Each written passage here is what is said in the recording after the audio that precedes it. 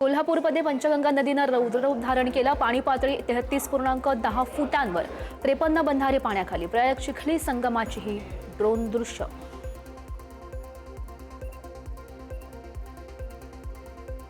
संत ज्ञानेश्वर महाराज समाधी मंदिराच्या भक्त निवासामध्ये अडकलेल्या भाविकांसह 20 पोलिसांची सुरक्षित सुटका। आळंदी परिसरात मुसळधार पावसामुळे पूरसदृश्य परिस्थिती निर्माण। सायन कोळीवाडा येथील पंजाबी कॉलनीमध्ये काही घरांमध्ये शिरलं पाणी। नालेसफाई न झाल्याचा स्थानिकांचा आरोप।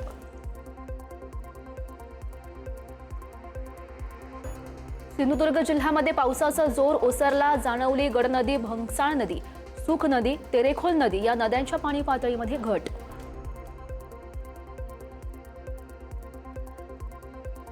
इंद्रायणी नदीनं ओलांडली धोक्याची पातळी। 550 पेक्षा अधिक वारकऱ्यांना करण्यात आलं रेस्क्यू। पिंपरी चिंचवड पोलीस उपायुक्त मारुती जगताप यांची माहिती।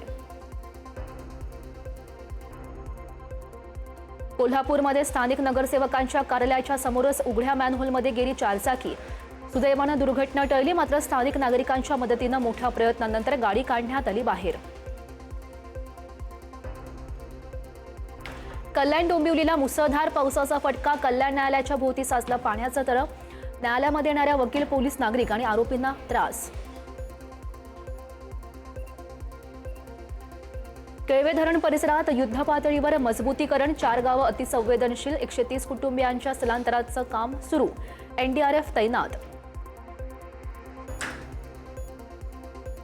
मुंबई आग्रा राष्ट्रीय महामार्गावरील पुलावर जोरदार पावसामुळे पडलं भलं मोठं भगदाड। नाशिकच्या मालेगाव जवळची घटना। राष्ट्रीय महामार्ग प्राधिकरण विभागाकडून दुर्लक्ष।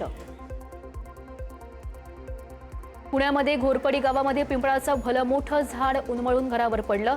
घरात जे अडकलेले होते त्यांना बाहेर काढण्यात यश। सुदैवानं जीवितहानी नाही। वळगावच्या खानापूर तालुक्यात मुसळधार पावसाचा कहर। धावत्या ट्रॅक्टरवर कोसळलं झाड, चालक यामध्ये थोडक्यात बचावला। परिसरात काही काळ वाहतुकीवर परिणाम। अहिल्यानगरमध्ये विद्युत खांबाला स्पर्श झाल्यानं 4 वर्षीय चिमुरडीचा दुर्दैवी मृत्यू। शहरातील स्टेशन रोड परिसरातील धक्कादायक प्रकार। कालपासून सुरू असलेल्या पावसामुळे विद्युत खांबामध्ये प्रवाह उतरल्याची प्राथमिक माहिती। तोडामार्ग महावितरण कार्यालयामध्ये ग्राहकांचा संताप। वारंवार वीज खंडित होत असल्यानं नागरिकांचा रोष। कायमस्वरूपी तोडगा न काढल्यास तीव्र आंदोलन करण्याचा इशारा। रत्नागिरीच्या राजापूरमधल्या कोदवली अर्जुना नदी दुथडी भरून। राजापूर नगर परिषद प्रशासन अलर्ट। नागरिकांना अत्यावश्यक सेवा, लाईफ जॅकेट, बोटी, जीवनरक्षक पथक तैनात।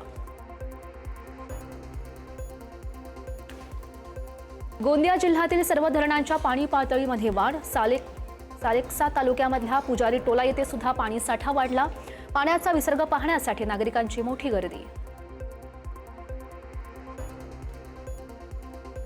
कशेडी घाटातील ट्रॅफिक सुरळीमध्ये सुरू। दरड काढण्याचं काम सुरू असून पोलीस बंदोबस्तात एकेरी वाहतूक सुरू असल्याची माहिती।